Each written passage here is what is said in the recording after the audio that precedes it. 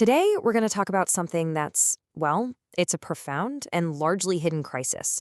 When you hear the word schizophrenia, your mind probably jumps to its impact on a person's thoughts, right?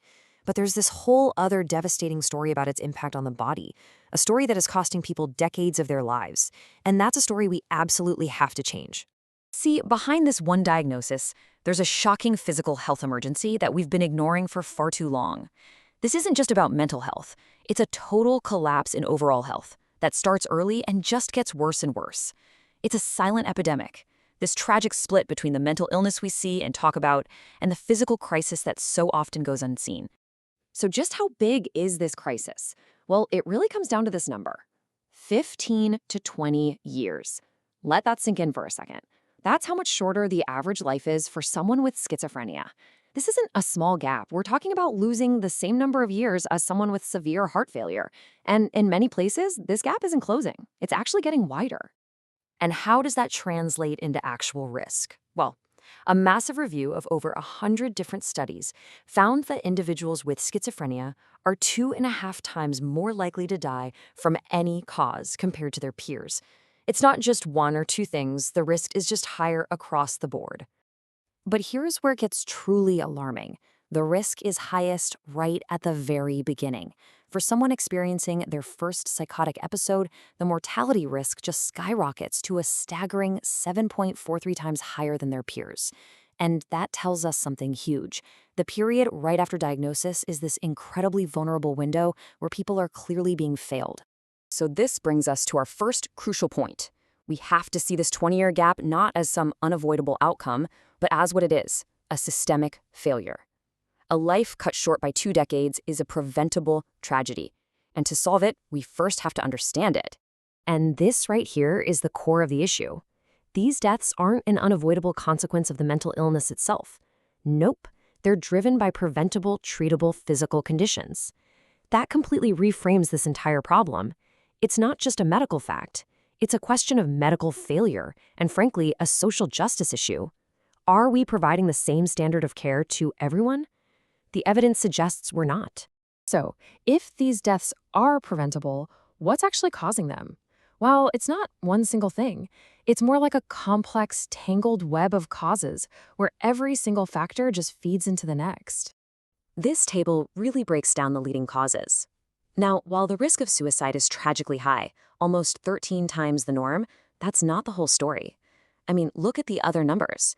The biggest drivers of this mortality gap are physical illnesses. Death from cardiovascular disease is over 3.5 times more likely. And death from infections like pneumonia, a shocking 7 times higher. We aren't just losing people to suicide. We're losing them to heart attacks and treatable infections. So why are these physical illnesses so deadly for this group? This diagram shows us why. Heart disease, infections, and suicide are just the endpoints. They're the final outcomes.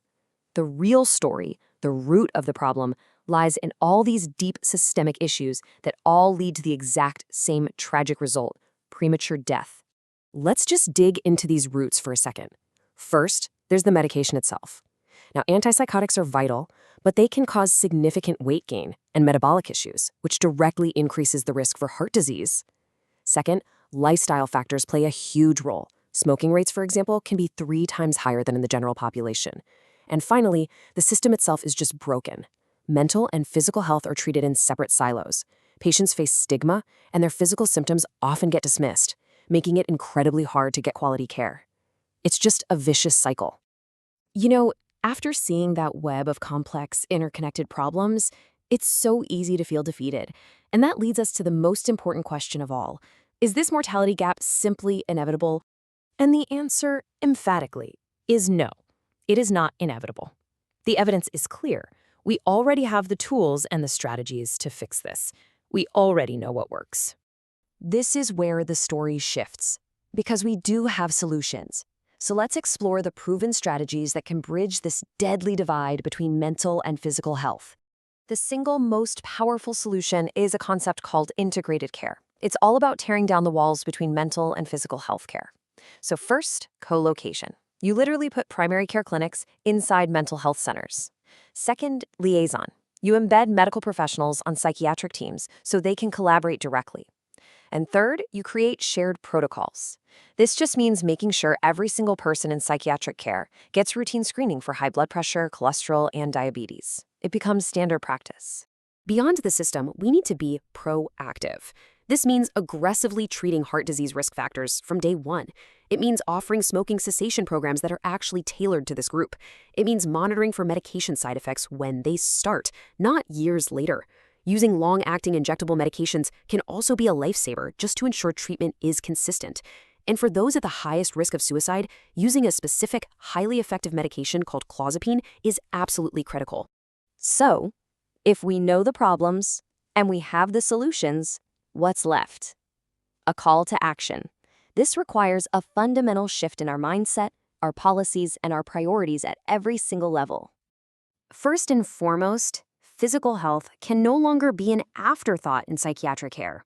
Routine heart and metabolic health checks have to become a non-negotiable, standard part of treatment for every single patient. It should be just as routine as asking about their mood. Second, we have to champion integrated care. This means demanding that policymakers, hospitals, and insurance companies tear down the financial and bureaucratic walls that keep mental and physical health so dangerously separate. And finally, we have to understand that fighting stigma is a direct medical intervention. When a person with schizophrenia is treated with dignity, when their physical complaints are taken seriously, when they are supported by their community, they are way more likely to seek and receive life-saving care. Reducing stigma isn't soft work. It is a direct assault on premature death.